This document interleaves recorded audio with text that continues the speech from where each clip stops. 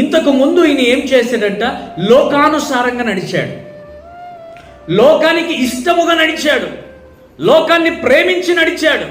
ఈ రోజున కూడా చాలా మంది దేవుడు ఏమనుకుంటున్నాడా అని పక్కన పెట్టేస్తే లోకముకు సంబంధముగా లోకానుసారంగానే నడుస్తూ ఉన్నారు.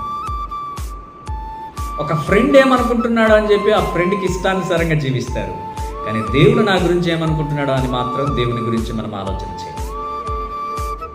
యాకోబు జీవితంలో జరిగినటువంటి సంఘటన ఏంటంటే, మొదట ఆయన బ్రతికినప్పుడు అంతా కూడా లోకానుసారంగా బ్రతికాడంట, లోకానికి ఇష్టం వచ్చినట్టుగా బ్రతికాడంట, లోకములోనే బ్రతికాడంట, లోకములోనే జీవించాడంట, లోకంలోనే పడిపోయాడంట.